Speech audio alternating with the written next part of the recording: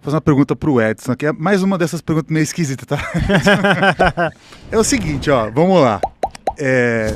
Bom, você é um ator, né? Então é um artista. O ator, normalmente, ele tem uma sensibilidade maior com os próprios sentimentos, em conseguir traduzir os sentimentos alheios, né? E expressar isso de uma forma que impacte as pessoas, né? Então uma expressividade maior para imprimir essa emoção, esse sentimento.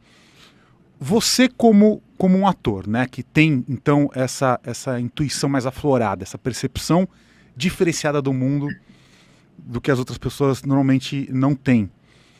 Você, em algum momento, durante a produção desse filme, antes, o Wagner até já sabe que eu vou perguntar, mas você, durante esse processo todo do filme, você sentiu que estava sendo conduzido por uma força diferente do que normalmente você é conduzido quando você tá atuando, faz as suas novelas ou seus filmes fora dessa temática?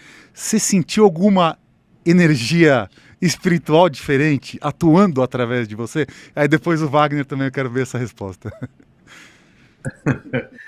Tem uma brincadeira que a gente faz entre colegas, assim, quando a gente está fazendo um trabalho, que é a ideia de que quando você termina o seu dia de trabalho, você tira o seu figurino, pendura ali no camarim e junto com o figurino fica o personagem.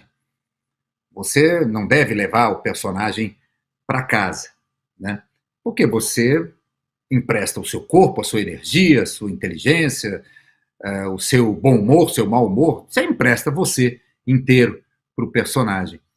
E antenado, você é uma antena, né? Você fica captando o tempo todo as coisas para você também, na hora que você vai realizar, por mais que você faça uma pesquisa anterior, né? Que você faça uma prévia de um levantamento sobre as condições do período, seja o que for, né? Dependendo do contexto do roteiro, você, na hora que vai rodar, é ali que acontece a grande magia.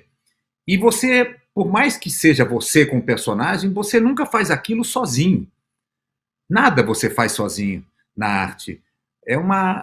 É coletivo, né? Então você tem os colegas, você tem o diretor, você tem os técnicos todos, você tem o seu figurino, você tem você fica, às vezes você tem o estímulo de uma música, às vezes você tem um ruído, alguma coisa que acontece, uma criança que grita lá longe, um cachorro que late, tudo isso, se você está antenado e disponível, tudo isso você assimila, né? E acaba tentando traduzir para aquela situação do personagem, né? Durante a filmagem, um pouco antes de começar, eu tive a minha filha, que hoje está com quase 2 anos, e ela nasceu, e isso me deixou muito feliz, eu estou muito feliz de estar podendo experimentar essa experiência de ser pai aos 65 anos, né? Eu estava com 64 quando ela nasceu, enfim, quando ela nasceu, eu falei, poxa, minha filha, quem estaria muito feliz agora seria o vovô Edno, meu pai, que já tinha falecido há 30 anos, porque ele ia gostar de te ver, ele ia ficar muito, muito feliz. Bom, aí senti saudade do meu pai, claro, fiquei ali com aquele sentimento, porque a distância, né, a memória também, com a distância, ela vai mudando um pouco, né, a frequência daquele rosto, daquelas vivências que tivemos na infância, enfim, aquilo tudo. Eu acho que dos sentidos, o olfato é o que mais... Eu me lembro quando eu abraçava o meu pai, eu era muito pequeno, eu ficava na altura do bolso da calça dele, assim, eu pegava ele na lateral, e ele fumava. E até hoje, quando eu sinto o cheiro de cigarro, eu lembro desse abraço que eu dava na perna dele, né? Enfim. E aí eu tive esse momento lá com a minha filha e comecei a filmar. E aí eu, convivendo com tudo aquilo, eu fui pensando, puxa, será que é possível, né, uma comunicação? E eu, totalmente desinformado sobre muitas coisas, eu sabia que tinha alguma comunicação, mas que não era uma coisa simples, não era eu querer, né? Não é, tem que ter muitas coisas favoráveis para aquilo. Aí, conversando com Wagner, conversando com outras pessoas da própria federação, que às vezes estavam presentes nas filmagens, eu fui entendendo. Mas eu, se possível, poxa, quem não gostaria, quem é que não tem um ente querido, né, que você, já falecido, que não esteja mais aqui, né, encarnado neste presente, que você gostaria de falar, ou de conviver, ou de trocar uma... eu já fui fazendo logo uma lista, né, de perguntas que eu tinha para fazer para o meu pai, mas não é bem assim, né? Então, agora, sobre uma força que me levasse a levar... aconteceram manifestações, eu percebi um cheiro de rosas, por exemplo, um dia, e eu falei, mas engraçado, é o mesmo set, né? A mesma locação de ontem não tinha, hoje tem esse cheiro de rosas. Aí me explicaram que aquilo era muito normal, né? Ou então que uma figurante que foi tomada, né, por um espírito, aí o Wagner pode contar essa história. Mas eu acho que estar ali representando o Aniceto, aquilo, talvez eu não tenha percebido, e essa força me conduziu, e eu vendo o filme, eu gostei muito do filme, gostei e muito da minha contribuição no filme, né? E normalmente eu não gosto, e eu gostei muito. Talvez isso já seja resultado dessa manifestação imperceptível, né? Eu tive ajuda e não percebi, né?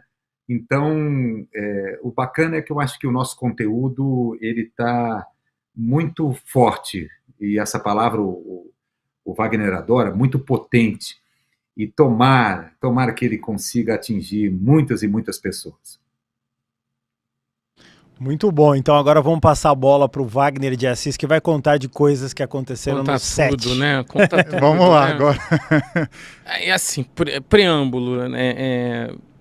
Eu acho que é 459 o número da pergunta do Livro dos Espíritos, que o Kardec indaga. Qual a influência que os espíritos exercem sobre nós? Uhum. E os espíritos são uníssonos e respondem. Eles vos influenciam muito mais do que vocês imaginam, muitas vezes eles vos dirigem. Essa é uma premissa da vida invisível convivendo com a vida material. Somos matérias em diferentes estágios. E é óbvio que num filme que fala sobre isso, essas coisas estejam mais aparentes. Uhum. Num filme que lida e faz com que as pessoas pensem e emitam sintonias vibracionais em seus pensamentos a respeito de anjos da guarda, mentores, obsessores, umbralinos e etc., é óbvio que os canais se abrem plenamente. Durante o primeiro filme, eu tive muito receio de falar sobre isso. Aconteceram inúmeros fenômenos e eu nunca falei sobre isso, porque eu achava que se a gente fosse falar disso, a gente estaria desviando o foco do filme, que era o mais importante. Então eu contei uma história de uma borboleta que entrou porque eu tinha pedido, entrou no cenário, mas aconteceu muito mais coisas e a gente acabou guardando isso para nossas memórias. Assim, em primeira mão, e vocês, é bacana falar isso aqui, a gente recebeu mensagem do André Luiz. Nossa. No último dia de filmagem, assim, veio uma mensagem escrita, e as pessoas choravam copiosamente com o que estava escrito na mensagem.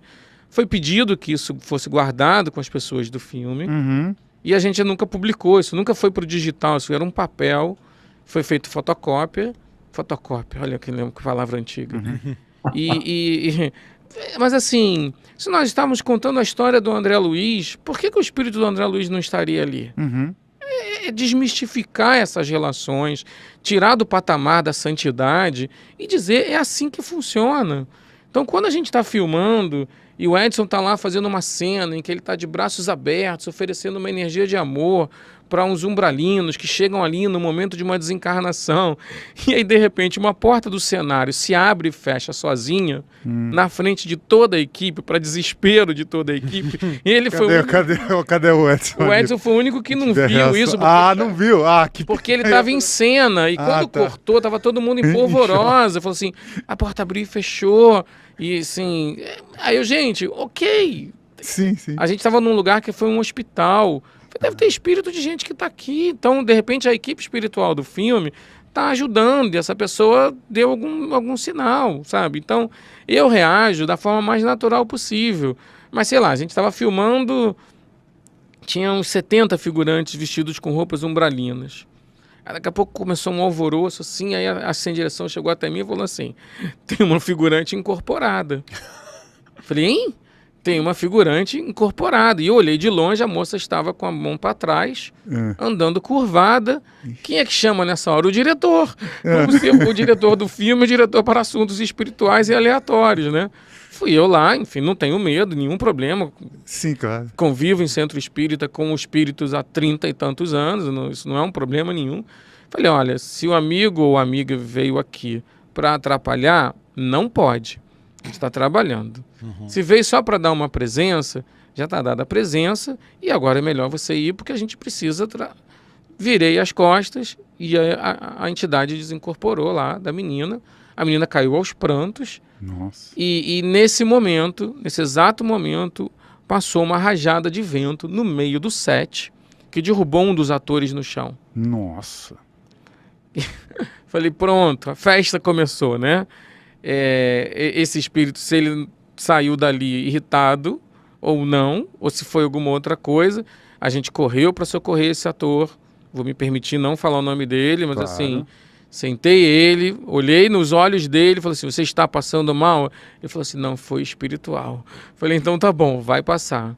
Por que a gente faz orações todos os dias de manhã? Para tentar fazer com que a gente esteja em sintonia, né? O cheiro do perfume de rosas apareceu de repente, num cenário que era um centro espírita e que tinha um médium sentado do meu lado, naquele dia, visitando a locação, que era um médium de materialização, que é o Nelson Martins Soares. E aí começou o cheiro lá dentro, a Vanessa Gerbelli, a Fernanda Rodrigues, que cheiro é esse, que cheiro é esse? Eles abriram a porta do cenário, tá um cheiro de rosa muito forte aqui dentro. Eu olhei para o Nelson, ele riu e falou assim, Sheila. Ela foi lá dar a presença dela, o espírito de Sheila, para poder dizer, estamos aqui com vocês. Gente, isso é preciso se encarar isso com normalidade. É difícil, mas não tem por que não se encarar isso com normalidade. O chefe do platô, que estava tomando conta de toda a base do filme, chegou correndo lá onde eu estava, que era um lugar distante.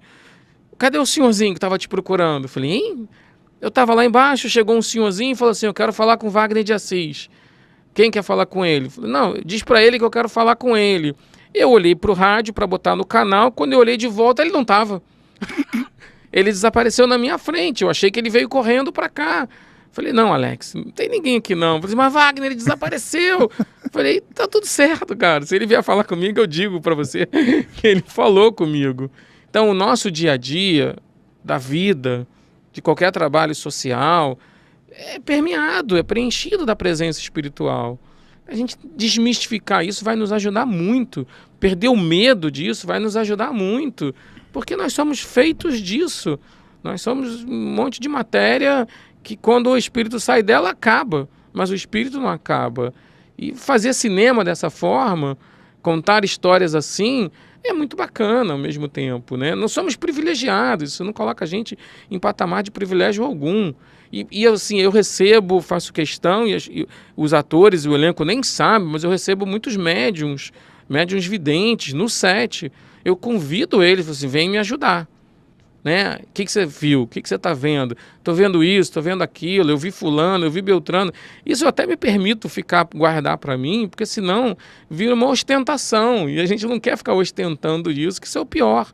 Né? Mas a espiritualidade se faz presente o tempo todo. Então, o Edson, é óbvio que o Edson estava acompanhado pelos mentores espirituais dele. Eles não estavam atuando pelo Edson. O Edson é talentosíssimo, ele não precisa que ninguém atue por ele, mas eles estavam protegendo o campo vibracional ao redor dele, como estavam protegendo o campo vibracional dos atores, que estavam lidando com sintonias muito mais densas. O Felipe De Carolis, que faz um médium decaído, vomitava, passava mal, entendeu? Estava lidando com forças difíceis. O que a gente tem que fazer? Pensamento positivo, proteger o campo, e dizer assim, estamos fazendo arte, aqui é um trabalho de arte, é um trabalho que tem uma ideia e vamos em frente, entendeu? Então, nunca falei muito dessas coisas tão abertamente como eu estou falando com você, porque aqui o ambiente É para isso. é propício feito pra para isso, isso, né? Mas é óbvio que essas coisas acontecem lá no Canadá, quando a gente estava pós-produzindo o Nosso Lar. Teve um dia que eu cheguei na equipe de efeitos visuais, todas as máquinas estavam queimadas. Eu estou falando assim de isso todas, acontece mesmo. todas. É. 16, 20, era assim uma sala inteira de máquinas. O chefe estava desesperado. E aí eu pensei, ou eu ouvi, eu falei assim, vamos colocar um pouco de sal grosso nos 4 cantos da sala e vamos fazer uma oração. E que oração nada, então eu vou fazer a oração. Chamei a Yafa Brits, a gente fez uma oração, botou lá o copo com água. No dia seguinte as máquinas estavam todas funcionando, eles encontraram o problema. Era um problema no servidor, se você for olhar do ponto de vista racional, tinha um lugar que era um problema. Mas os caras não estavam encontrando o problema. Então, vivemos e convivemos com o mundo espiritual. Aceitar isso, estudar isso, investigar isso, é um ganho.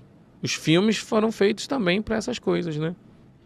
Essa história do cheiro de rosas é interessante, porque essa é uma das características mais marcantes e douradouras de Chico Xavier, porque inclusive tem frascos Ainda perfumado. ainda perfumados com o cheiro das rosas da época dele. Ali, eu participo há muitos anos de reuniões de materialização. Uhum. Materialização de espíritos. Reuniões direcionadas para tratamentos como acontecem no Frei Luiz, na casa do Padre Pio. O meu grupo é o Grupo Fraterno Francisco de Assis, que é um grupo mais tradicional nesse sentido. Mas nesses outros lugares, eu tive o privilégio de participar de inúmeras reuniões de materialização. Eu não tenho o direito de duvidar de tudo que eu já vivi. A gente fez um filme chamado A Face Oculta da Medicina, que é baseado numa obra do Paulo César Frutuoso, por causa disso. Sabe? O espírito materializa na sua frente.